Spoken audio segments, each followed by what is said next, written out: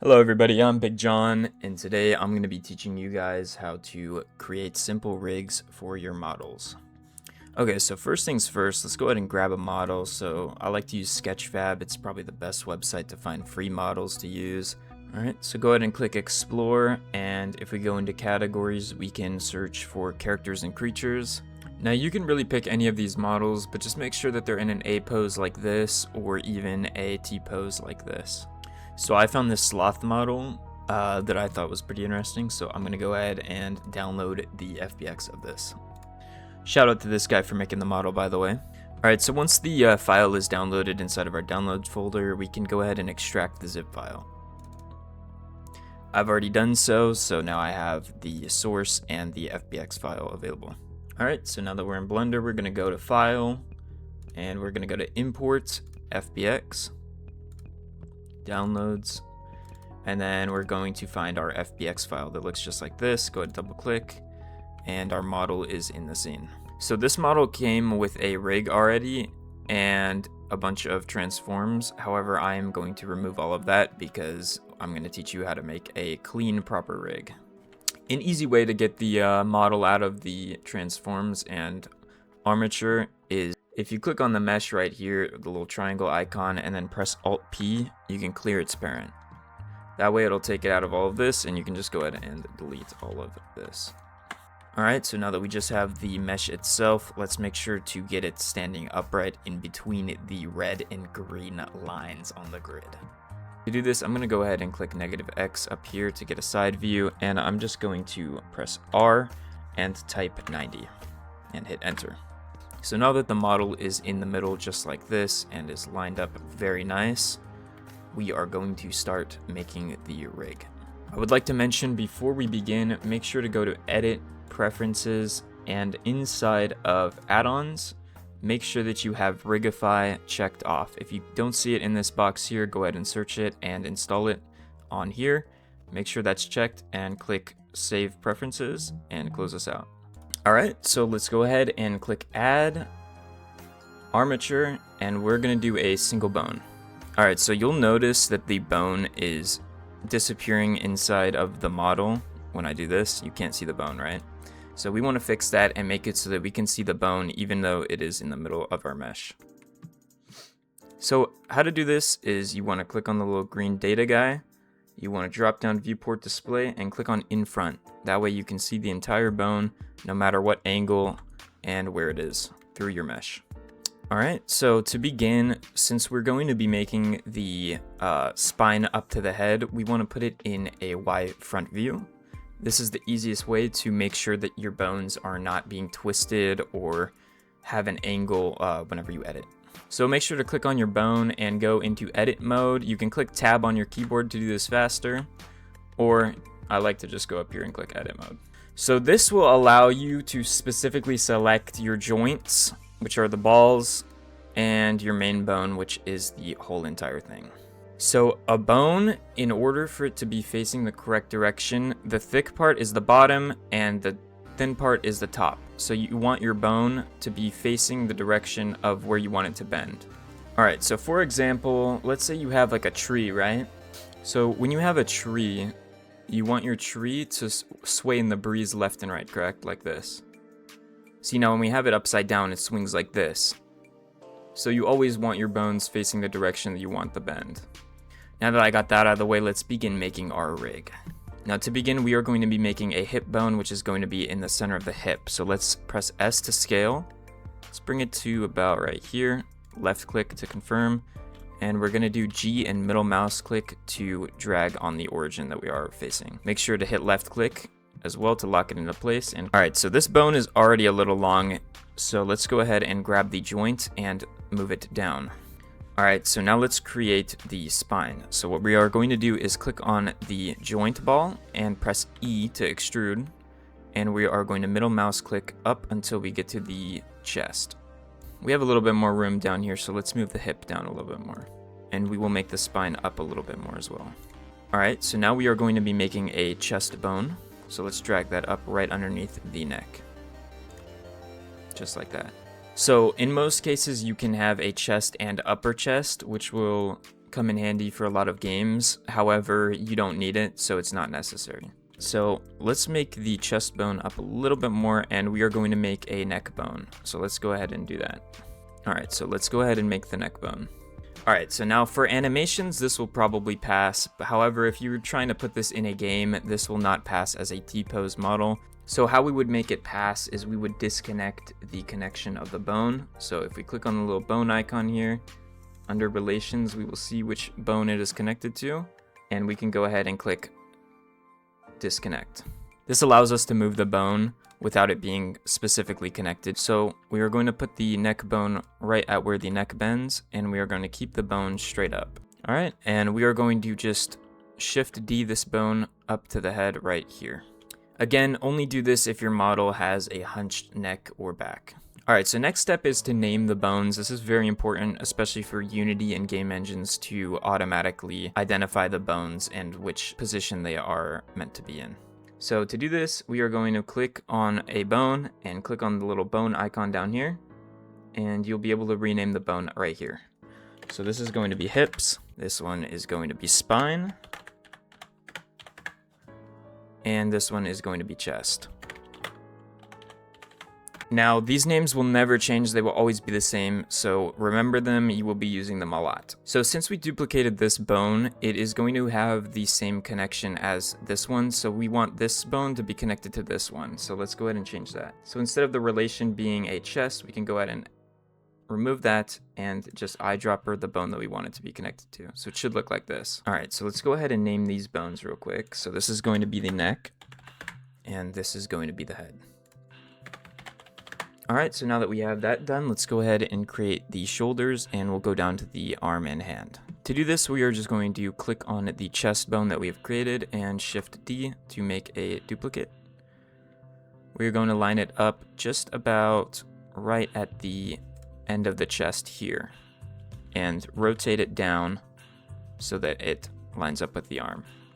Now we can scale this down a little bit. It doesn't matter too much, just as long as you have it in a good position. All right, so we want to make sure to parent that down here in the bone section to the chest so that the arrow is always at the top of the bone. All right, now we can begin to make the arm. I'm going to lower this just a little bit more and click on the joint there, press E, drag all the way to the elbow, and we're just going to click, and we're going to do the same all the way to the wrist. All right, so now if we move the camera, we can see that the bones are going outside of the arm. So what we want to do is get a nice top view here and just go ahead and drag the bones into the proper spots. Try to keep them as straight as possible, but at the elbow and knees, you will need a bend. All right, so now that we have that, we can go ahead and make the hand. Just like that. All right, so now we can go ahead and name the bones for the arm. This is going to be shoulder right. Now how you can tell right from left, this is not left, this is not right. It's right and left. You can check by going behind, this is right, this is left. So we're going to name that shoulder right. We're going to name this upper arm R, and this is going to be forearm R.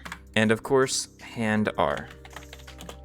And that's how the game engine will detect that this is the right side. All right, let's go ahead and get the fingers out of the way, since this is probably the most hardest part of the tutorial. So what we're going to do is just go ahead and click on the hand and Shift D. And we are going to scale the bone down quite small and just angle the camera with middle mouse until you get a good position. We're gonna hit R to rotate and just keep angling. Now for the thumb, it will have a bone that kind of goes out into the hand, and then you will have your joints. So you'll pull one out, and you'll pull another one out with E, just like that. And you want to make sure that they line up to where the bend is.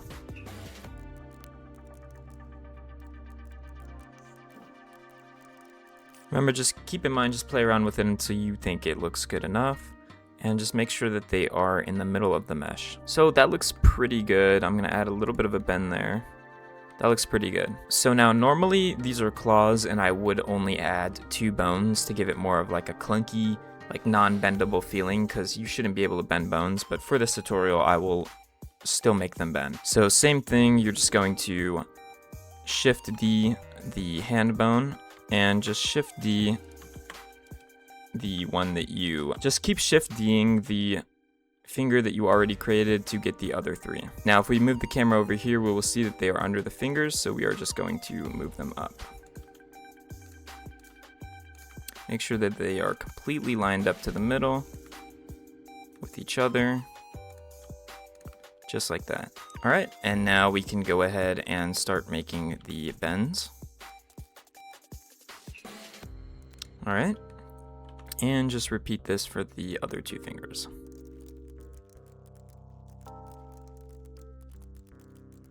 Make sure to keep them as straight as possible, but have the bends at the curves. You want to make sure that this ball gets to the very bottom of the finger, because in a lot of games, this is the finger collider that will allow the ends of your fingers to collide with objects. So now that we've done that, we need to fix the names of each bone and the parents. Let's start with the thumb. You want to click the finger closest to the hand bone, and you want to make the parent the hand, of course. So it should be connecting to the end of the hand, just like that. Do this with each finger, just like this. All right, last one. There we go, so it should look like that. All right, so now let's begin to name each bone. Starting with the thumb, we are going to name this thumb R. Next, we're just going to name it thumb R as well. And last one, thumb R. This way the system will still register that it is the right thumb, and it'll give it numbers in order from first to last bone. All right, same with the next finger. We are going to name this index R for all the bones for that finger. All right, middle finger.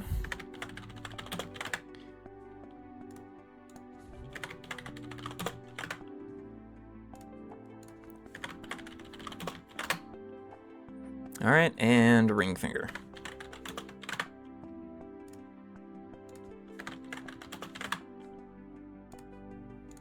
Last one.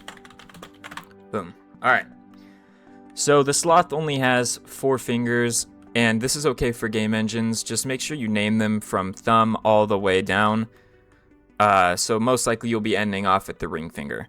Normally, if you have a pinky finger, you would just name it Pinky R, exactly like we did with the other fingers. All right, so that hand is now completed. Okay, so you have 2 options at this point. If your model is completely symmetrical, which mine looks like it is, then you can go ahead and just make a duplicate of this and mirror it to the other side.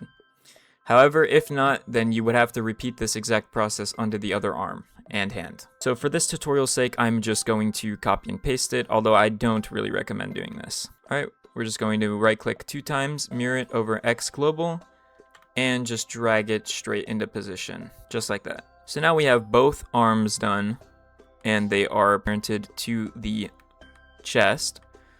However, you are going to notice that they are still named shoulder R and hand R as well as the fingers. Everything is going to be named R, so we have to change that to L. So let's go ahead and do that real quick. You just want to change all the bones to L.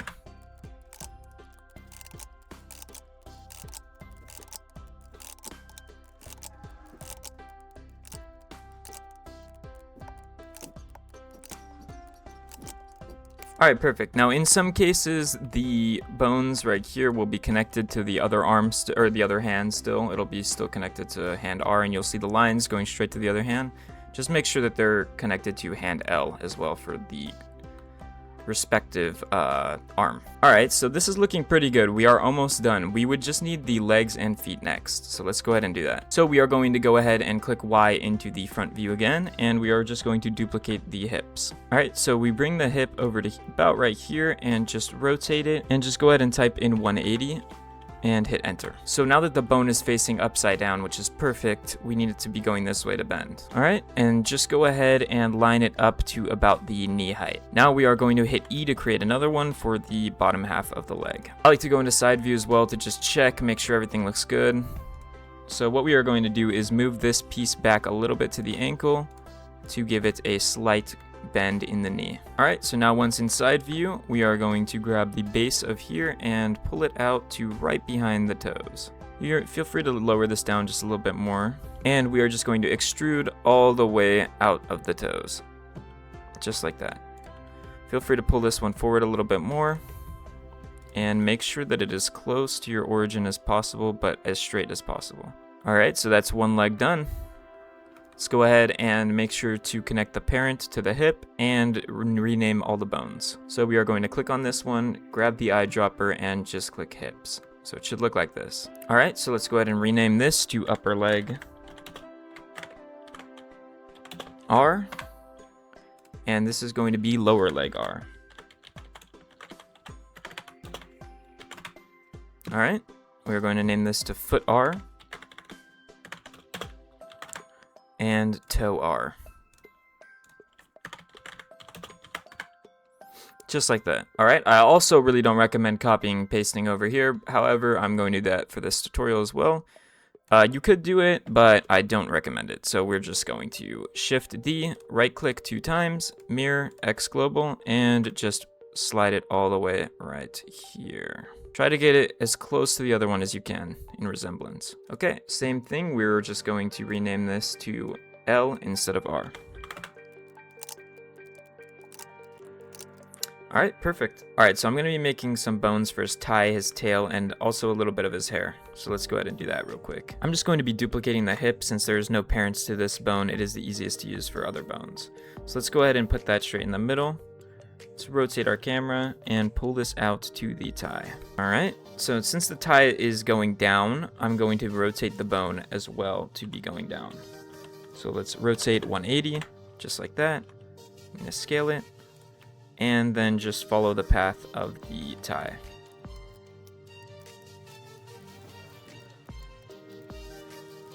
Alright, and just like that, now we have bones for the tie. Okay, so I just realized I need a base for the tie as well to make it flow nice. So this will be our base, and if you notice that this bone is really big, we don't need it to be that big. So let's go ahead and click on it, and if you right click, you can click subdivide, and that will separate the bones to give it more dynamic flow. This is very useful for if you are making an animation, or even in game engines if you're adding this to a game.